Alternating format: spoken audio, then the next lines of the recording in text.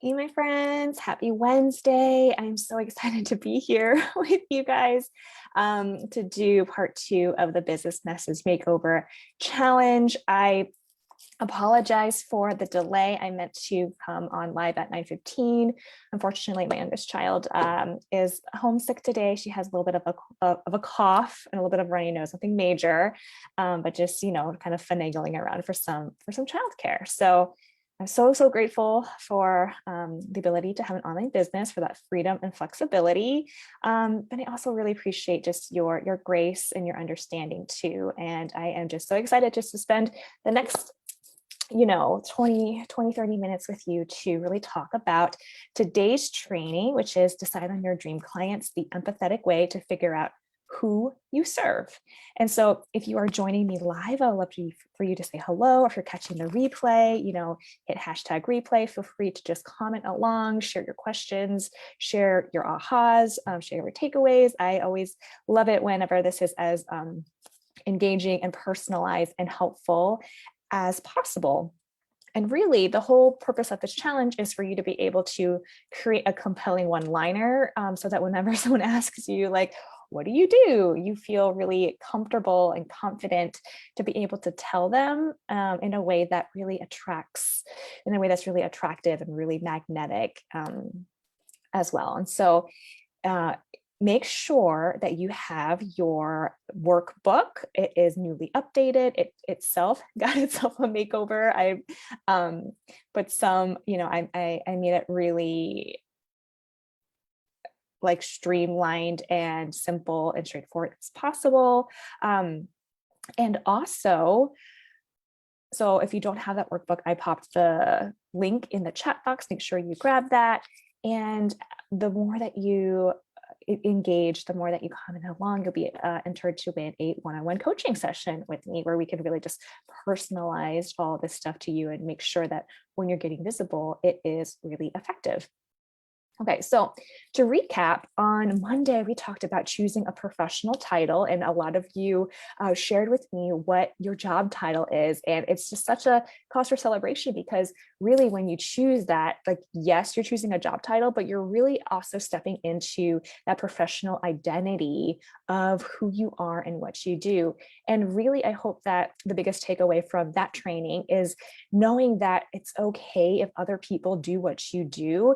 It actually is helpful just to understand that that there's a need for what you do and that you don't have to feel the pressure to have to differentiate yourself in that job title.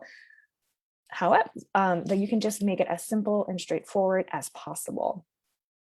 Today, we're going to talk about diving into deciding on your dream clients and really knowing that you don't have to serve everyone. And this is actually an area where you can start to differentiate. And so I titled this training The Empathetic Way to Figure Out Who You Serve. Mostly because, empathy is a great strength of mine. It's actually a great strength of a lot of my clients. And a lot of other marketers may refer to dream clients as like these like ideal people, and they almost make it seem like there are no problems, right? Like if you just like find these like ideal clients, then everything will feel really dreamy and everything, in your business will feel really magical.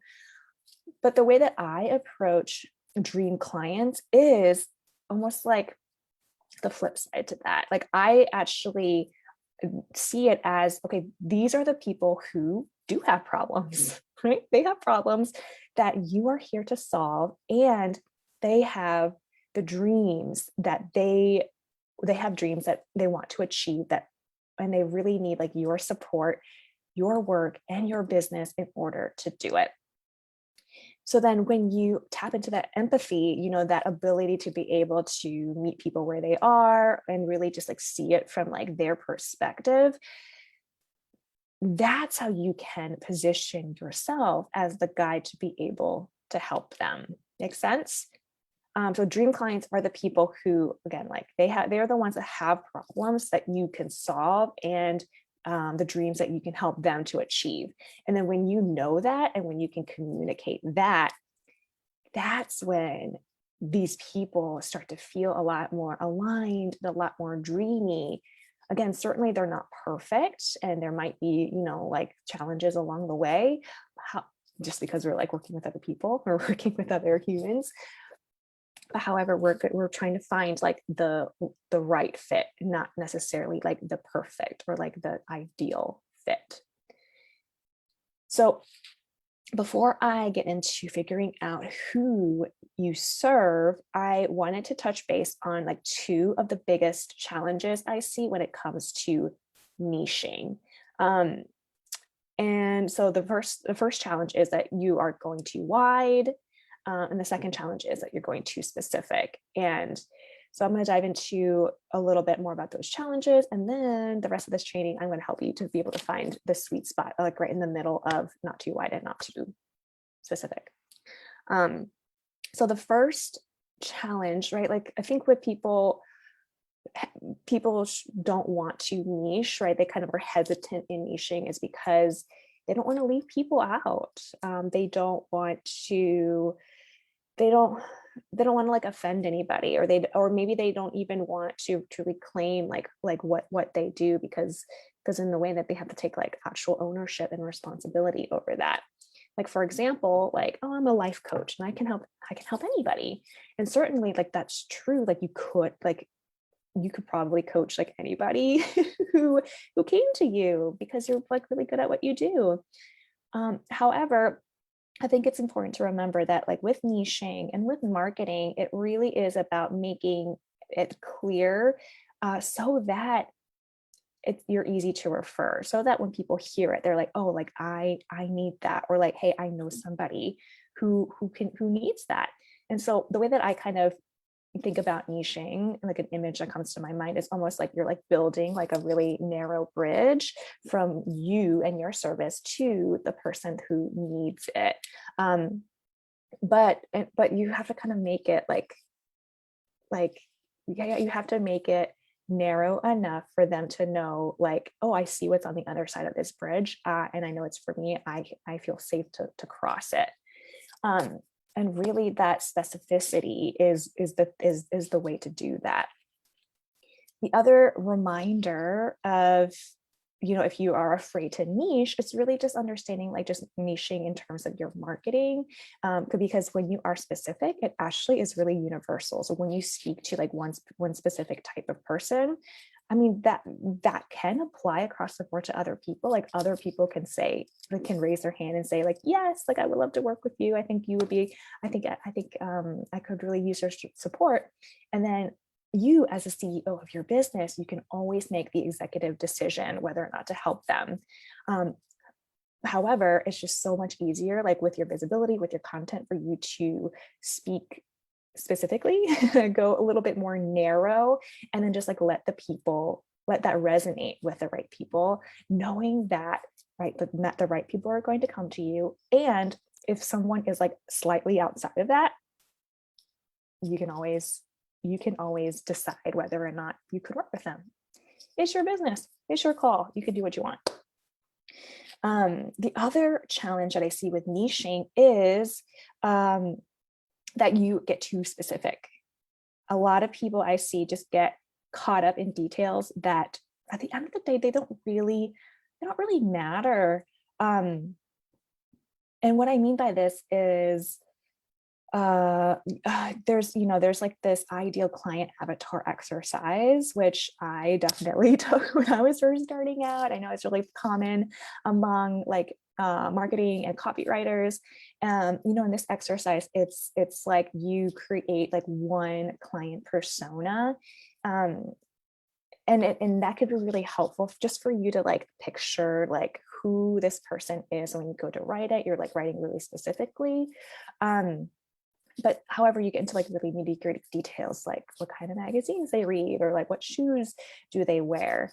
And I think, again, it's like remembering the purpose of those exercises is like after you already know what your business niche is, after you already know what your business message is, then when you go to create your content and writing like, your actual like social posts, it's really helpful to like think about like one specific person, so you feel like you can write to like one person.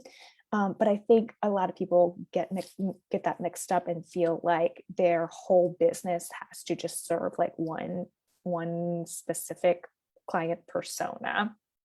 And I think what ends up happening is that they just end up like they have like the ideal image of what this person is, but then like a real person comes and inquires to work with you, and and then you're like, well, this isn't like the person that I imagined in my head. And so they pass on people who could have been a really good fit. It's almost like, when you are dreaming up, like when you're like imagining like who your ideal partner is like, like when I was like younger, I definitely did that, and then you go to go date, and you're just like so picky because like none of your prospects, like really match the ideal in your head. And I think people do miss out a little bit on, again, going back to the idea of not perfect clients, but like clients who you can help with their dreams. Like I think people miss out on like real people that they could actually help and serve and impact, because they're stuck with like just like nitty gritty details that, again, just like nice to know, I guess, but like isn't actually that relevant to what you do. And so with those two challenges, too wide, too narrow, let me know in the chat box too, like, does that resonate with you? Like which challenge do you feel like is something that you have gotten stuck on? And now I really want to talk about like finding your, what I call like niching sweet spot, with what I like to call the dream client profile, which is like my version of the ideal client avatar. And again, like this is all in your workbook, so make sure that you have that, and make sure that you can be jotting notes as you do this training. Like you can feel free to use that space to like write it in pencil, jot down what comes to mind, and just really play around with what your dream client profile could be. So with that, I break it down to three main components. The first component of your dream client profile, and again, these are the things that are actually important to know about your people. These are the things that will actually make a difference. And then the first one is, what is the overarching problem that they have that you can solve? What is the overarching problem that they have that you can solve? Right?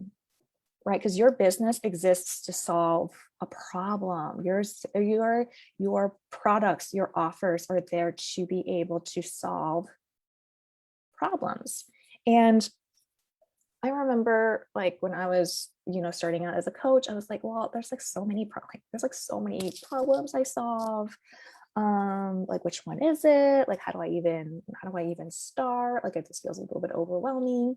And so a great hack to figuring out the problem that you solve is, again, going back to part one of the training, is to ask yourself, like, what is your job title and what's your job description? And then from there, that can inform what you do and the types of problems that you solve. Again, it's like, when you think about it, it's probably really simple and straightforward. And I think you maybe overthink, like a lot of people tend to overthink this. So I'm gonna give you tons of examples. So for example, like a website designer, what do they do? What's their job? They're a website designer. What's their job description? They design websites. So the problem that they solve is a business who needs a website, right, to showcase their work. So that just kind of makes it a little bit easier, because it's like, well, who needs a website? Probably business owners who want to showcase their work, right? So like if their clients are online entrepreneurs, online business owners, online creatives, the problem that they have is that they really want to showcase their work. They really want to show off their professionalism by having this like one-stop shop where they can, feature a lot of their work, and have that as like a marketing collateral, right? So that is like a problem that they solve. Again, that's going to be like your overall business. And you can always niche your offers like and your products to solve like smaller problems within that. And so again, like if you feel like overwhelmed, like, oh, I solve a lot of problems, like there's a lot that I can do. It's like almost thinking about like big picture, what's the overall theme that my whole business can encompass to solve the problem. And then if I have like individual offers, like I can even get like even more specific and narrow in and use them for each offer. Let me give you an example. Like in my business, like I am a business coach. So the problem that I solve overall is business foundations, really helping coaches, online service providers to be able to get clients, right? That's like the big problem. And then specific offers, right? Like this is an offer, like a free challenge on messaging, right? I have like a 90-minute intensive on visibility and content planning to help you, create your content. That's a problem that you have. I also have like a 3-month mastermind if you are struggling with sales and you want to learn how to do that in like an empowered way. So it's like, again, it's like overall business foundations, and then like specifically niching down into your different products too and services. The second component of a dream client profile is what are the core values and characteristics that they have. I could do like a whole training on this specific one because when you are a coach, a service provider, when you work closely with other humans, if you're like an artist or something like that, like dream clients are built on like genuine relationships, and genuine relationships, like they kind of have similar core values. And it's just like so important to have that core values alignment so that, if when you do have like challenges and stuff that pop up, you just know, like at the end of the day, like we still get each other. Like we still care about really similar things. Like we still value a lot of the same things. Whereas if you don't have a core values alignment, it's just going to feel like every single conflict, it's like you're going to feel like you are misunderstood. You're going to feel like you're out of integrity, probably. Like you're just going to have like a lot more unnecessary conflict that pop up because, you just have that like values clash. And also too, like once you understand like what are the core values that they have, what are the characteristics that they have, this could inform more of the who, right? Like the who you want to serve, like your target audience and things like that too. So like we talked about on Monday, like a lot of people can have the same job, right? Like there can be tons of business coaches. However, you may have, but maybe you feel like, well, a characteristic that you really care about is like the creative people. Right? So you can be a business coach for creatives, and that's going to be so different than a business coach for like high performer executives, right? Like I can almost like feel the difference like right off the bat of even knowing like the who, like the persona, like the core values, the characteristics that these people have. And that's going to really be different from a business coach for like a spiritual entrepreneur or like a sensitive intuitive. And again, it's like the same thing with your job title of like claiming your expertise, like these core values and characteristics. It's like you like claiming like what's important to you, like who are your people, who are you here for? Because again, like a business coach that helps creatives, they're going to deal with like a different set of problems than a business coach for like high performer executives. So let me know in the chat box, like, what are your core values? Like, what are your core values? What do your people love? What are some of like the like deal breakers that you have in client relationships, because again, when you know the deal breakers, it's like, that's like the anti core values. So you can sort of like, like reverse engineer that as well. The third component of a dream client profile is, what are the benefits and outcomes that they're looking for? And what are the dreams that they have that you can help them to achieve? Again, this is so, so important, because this will tap into why, the why of why do they even want to change their life in the first place? Why do they even want to seek your help in the first place? And again, it's like coming from that place of empathy, of knowing like your potential clients are looking to make a big life change. Like if we're talking about like a career coach who is going to help people land their dream jobs, or feel more fulfilled in their work, or feel like they are compensated well for what they do, it's like that's a big change. And so when you can tap into the empathy of knowing like where they are right now, and like what are their desires, like why are they even willing to make these changes, it's going to really make a big difference for you. I remember though, when I first got started, there was something about like, I was like kind of nervous about articulating the outcome of really saying like, well, I help coaches get more clients, or like I help them, like I almost felt like a little bit nervous like saying stuff like that, because I didn't want to promise something. I didn't want to be like one of those like marketers that just was like, like had like flashy marketing and like promising like outlandish results. Because the reality is that there's just like so many factors at play. Like it just like kind of depends on the person, right? Like where they started, but how much knowledge they know, how much time they have to spend on their business, like there's just like so many different factors. However, I think it's still important to state what the outcome is. And again, so it's like so people know like what's the goal that we're working towards. And the big thing that helped me to shift this is the shift from thinking like promise into potential results. Like what's the potential result that if we were to work together, and like you took your personal responsibility seriously and I took my job as a coach seriously, like if we were able to like know our roles, do our thing, and then like work together towards like that, if we were to work together, like what is that possible potential outcome that we're going to get closer to, right? Like what are we working towards?